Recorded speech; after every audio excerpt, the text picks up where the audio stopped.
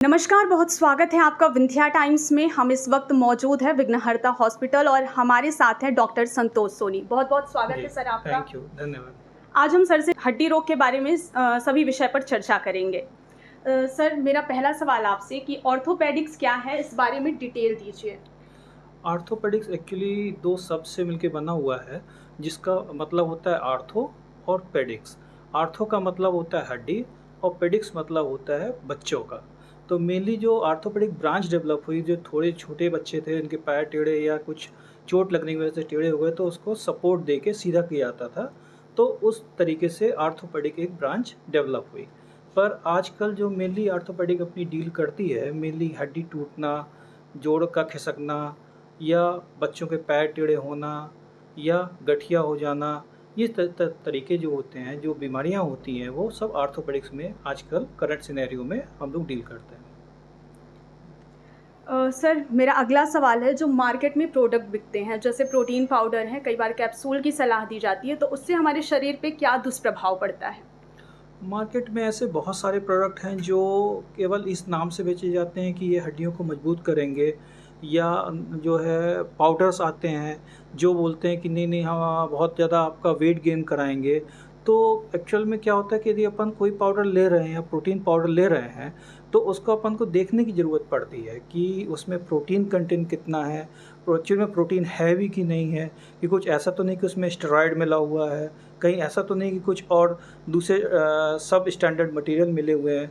जो सब standard material या स्टेरॉयड होते हैं वो शरीर के हानि पहुंचाते हैं, वो एक तरीके से इन्फेक्शन को और प्रोन करते हैं। तो इसलिए अपन कभी कोई भी चीज़ अपन ले रहे हैं मार्केट्स में, सिर्फ पाउडर ले रहे हैं या कुछ और भी प्रोडक्ट आते हैं जो ऐसा बोलते हैं कि नहीं ये हड्डी जोड़ को मजबूत करेंगे, चाहे अब नाम बताना मुश्किल है, लेकिन बहुत से टीवी में ऐड आते रहते हैं। तो कहीं डॉक्टर आर्थो, कहीं संधि सुधा के इस नाम से आते हैं। उसके अगेंस्ट में तो नहीं हूँ, लेकिन उनका कोई एक साइंटिफिक बेसिस नहीं होता। और बहुत से हमारे पास मरीज आते हैं जो 8-8, 10-10 पैकेट लगा लेते हैं, उसके बाद भी फ़ायदा नहीं होता।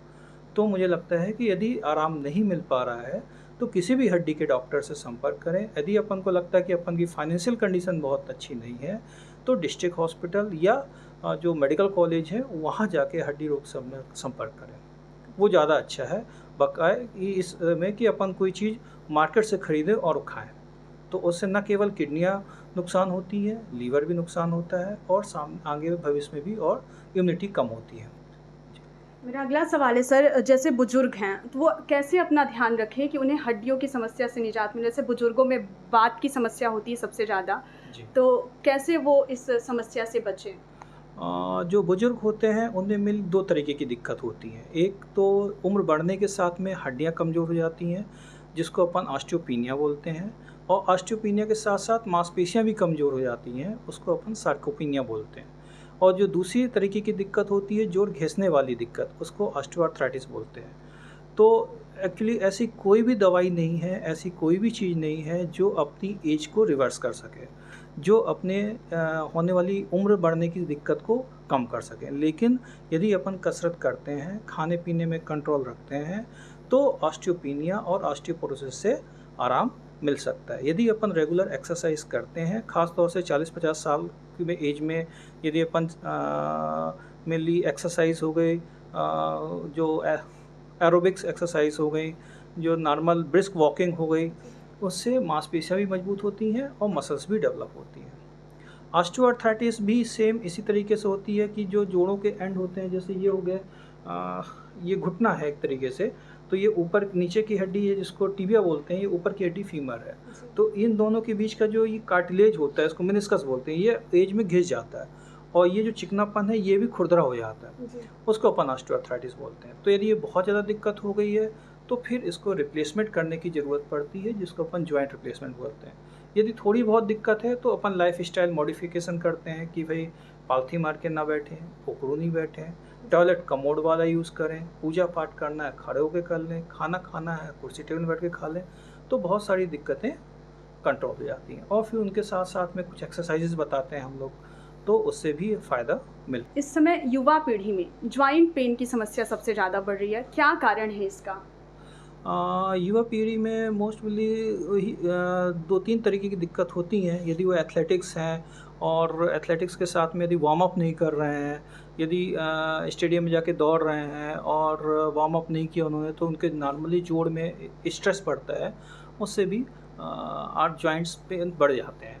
दूसरा, मैंने बहुत से लोगों को देखा है कि ख़ास तौर से मिलिट्री में जाने की कोशिश करते हैं या जो पुलिस में भर्ती होने के लिए करते हैं, और वो लोग जब उनका सिलेक्शन हो जाता है, उनका फिजिकल होना होता है, तो वो मेरे पास बहुत से पेशेंट आते हैं कि वो क्या करते हैं कि वो एक ही दिन में पता चलता है 4-4, 5-5 किलो, 10-10 किलोमीटर दौड़ ली है। अब दौड़ लिए तो वो पहली बार तो दौड़ते नहीं हैं, और एक साथ दौड़ने की वजह से दिक्कत होती है। तो उनसे ये बोला जाता है कि भाई एक आप एक लिमिट फिक्स करें कि हम पहले 100 मीटर दौड़ें, 200 मीटर दौड़ें, 500 मीटर दौड़ें, उसके बाद ही धीरे-धीरे करें। दूसरी जो युवाओं में होती है, ख़ास तौर से महिलाओं में दिक्कत होती है कि रूमेटॉइड आर्थराइटिस बहुत कॉमन होती है।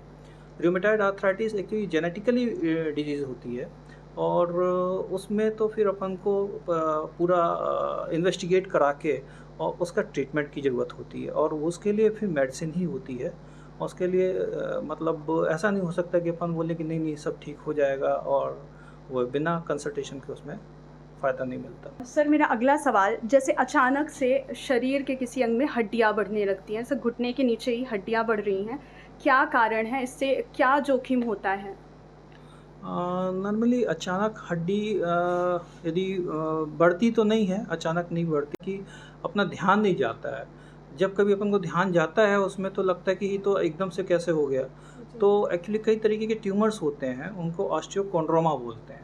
और ऑस्टियोकोंड्रोमा यदि थोड़े बहुत हैं तो बहुत दिक्कत नहीं होती है, पर यदि ऐसी जगह पे हैं जहाँ से खून की नस में दिक्कत हो रही है, दब रही है, या फिर जो नॉर्मली नर्व्स होती हैं उनको कंप्रेस कर रही है, तो फिर अपन उसको ऑपरेशन करके निकालने की सलाह देते हैं। पर यदि ऐसा है कि वो बहुत दिक्कत नहीं है और कॉस्मेटिकली भी दिखने में यदि ख़राब दिख रहा है, लेकिन यदि पेशेंट को कोई दिक्कत नहीं है, तो उससे कोई परेशानी नहीं होती है। सर मेरा अगला सवाल, जो ये ऑस्टियोपेनिया और ऑस्टियोपोरोसिस होता है, उसमें क्या अंतर होता है?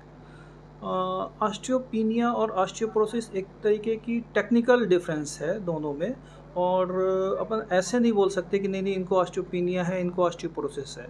नॉर्मली ये 50 साल से ऊपर के लोग हैं, उनकी बीएमडी टेस्ट कराया जाता है, उसको बोन मिनरल डेंसिटी टेस्ट बोलते हैं, और उसमें एक लिमिट होती है कि -1 से +1 से -1 तक, और -1 से लेके -1.5 तक या -2 तक। तो -1 से +1 से -1 तक होता है, उसको ऑस्टियोपेनिया बोलते हैं, और उससे ज़्यादा होता है तो उसको अपन ऑस्टियोपोरोसिस बोलते हैं। तो दोनों ही एक तरीके से ग्रेडिंग है। यदि अपन की हड्डियाँ कमज़ोर होनी चालू हुई तो पहले वो ऑस्टियोपेनिया में जाएगी, और उस समय अपन ने ध्यान रख लिया तो वो रिवर्स हो जाएगी और वो कंट्रोल हो जाएगी। पर यदि अपन ने नहीं ध्यान रखा तो वो धीरे धीरे करके ऑस्टियोपोरोसिस में हो जाती है। इससे दिक्कत ये है कि हड्डियाँ यदि कमज़ोर होती हैं, नॉर्मली ओल्ड एज में यदि फिसल के गिर गए, कहीं कोई दिक्कत हो गई, हड्डियाँ टूट गई, तो हड्डी टूटने में फिर उसमें थोड़ा सा और कॉम्प्लिकेशन होते हैं, तो इसमें ऑपरेशन की ज़रूरत पड़ती है, होता है। एक चीज़ और भी है कि ऑस्टियोपोरोसिस यदि है तो उससे अपन कैसे बचें।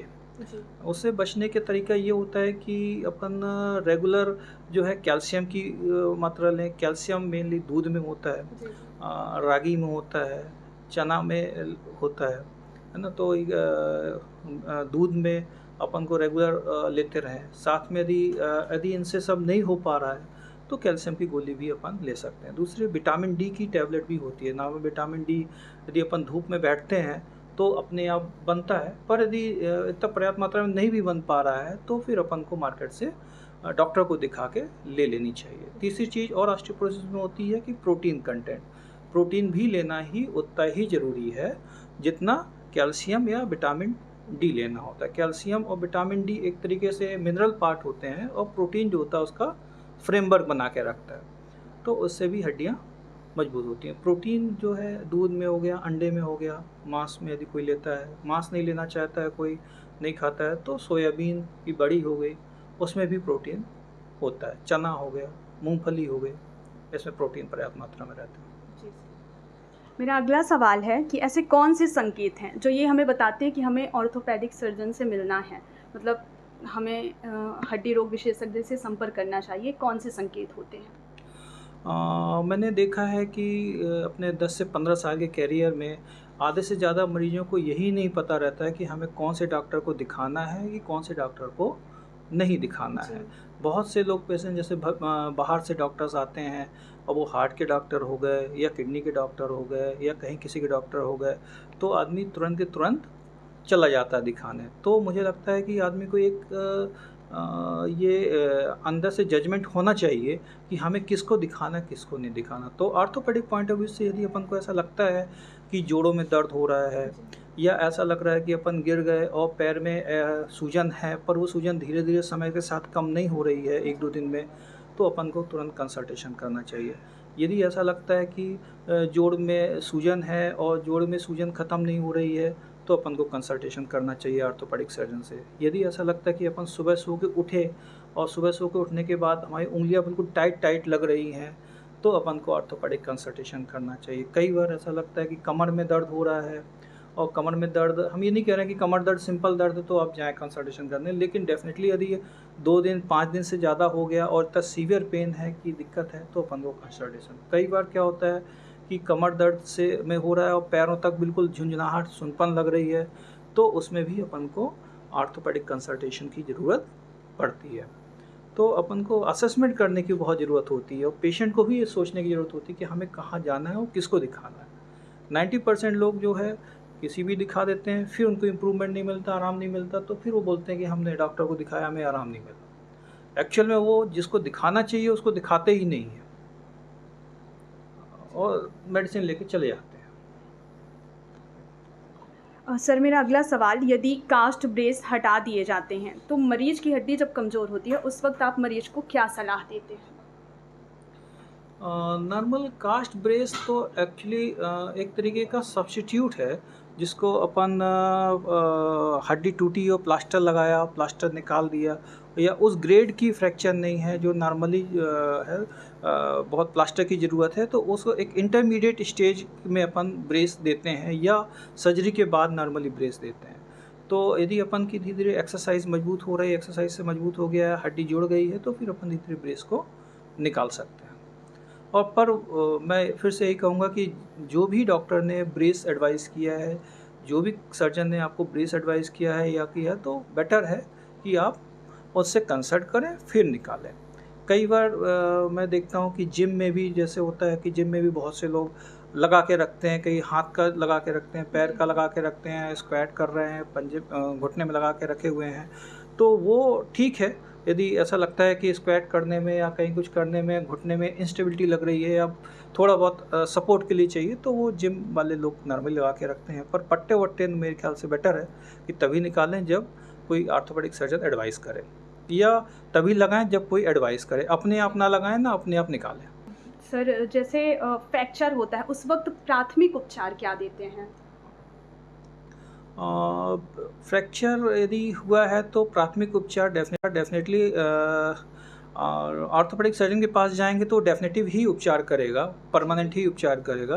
पर प्राथमिक उपचार उन लोगों को ज़रूरत है जो पेरीफेरी में है, या घर में ही यदि हड्डी टूट गई, गिर गए, हड्डी टूट गई, ऐसा लगा कि सूजन बहुत तेज़ी से बढ़ रही है, सूजन जहाँ की हड्डी अपन को टूटी हुई लग रही है वहाँ पे लालपन का आ गया है, तो बेटर है कि अपन उसको पैर सीधा रखें या हाथ सीधा रखें और उसको बर्फ़ से सिकाई करें।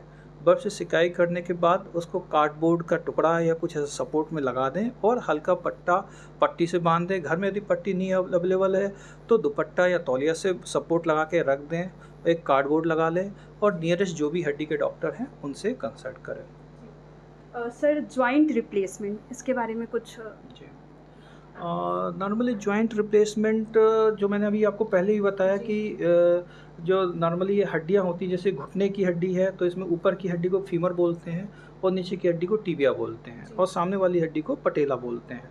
तो ये जो चिकना टाइप का हिस्सा दिख रहा है इसको आर्टिकुलर कार्टिलेज बोलते हैं। तो जैसे से एज अपनी होती चली जाती है तो ये आर्टिकुलर कार्टिलेज खुरदरा हो जाता है।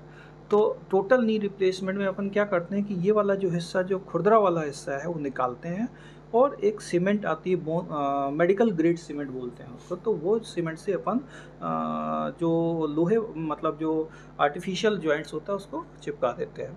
और उससे फिर जो एक्चुअली जो खुरदरा वाला हिस्सा वो निकल जाता है, तो फिर उससे पेशेंट को कोई भी दिक्कत परेशानी नहीं होती है।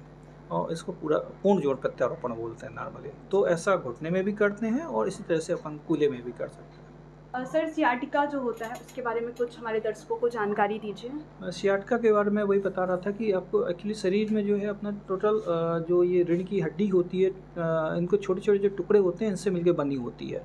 और टोटल ये 33 हड्डियाँ होती हैं अपने रीढ़ की हड्डी में। और हर हड्डियों के बीच में ये जो ट्रांसपेरेंट जो हिस्सा दिख रहा है, स्पंजी वाला हिस्सा, उसको अपन डिस्क बोलते हैं। तो नॉर्मल क्या होता है कि ये दोनों हड्डियों के बीच में से ये नर्व्स निकलती हैं। ये नर्व्स जो होती हैं ये ही अपनी जो है सेंसेशन और दर्द को ऊपर दिमाग में फील कराने के लिए ले जाती है। किसी कारणवश जो ये डिस्क खिसक जाती है, जिसको रेड वाला जो हिस्सा है, और ये निकल जाता है और ये जब नस को दबाने लगता है, पर्टिकुलरली एक नस को, तो उससे जो अपन को पेन महसूस होता है उस हिस्से को अपन सियाटिका बोलते हैं।